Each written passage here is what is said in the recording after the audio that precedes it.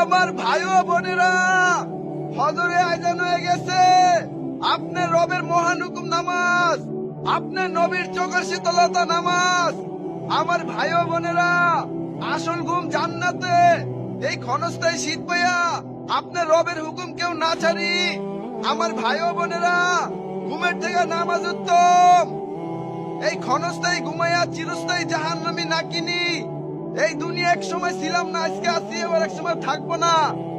এই ঠান্ডা পাইয়া আল্লাহর মহান হুকুম না ছাড়ি আমরা নামাজ পড়তে উঠি। আল্লাহ খুশ হইবে, সময়টা অনেক দাম হইবে। নইলে ঘুমের গোলামি করবেন, চাকরির গোলামি করবেন। আল্লাহর গোলামি করলেন না, আল্লাহর গোলামের গোলামি করলেন।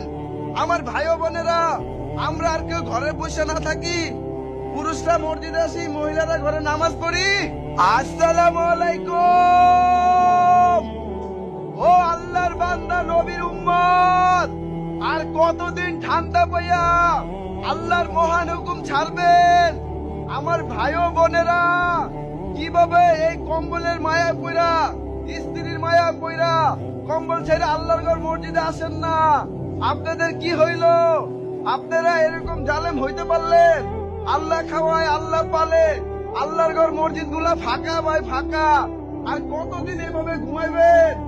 এই এলাকার ভিতরে হাজার হাজার ঘর, 2-4 জনের বেশি হয় না মসজিদে। সবাই শীত পেয়ে ঘুমায়।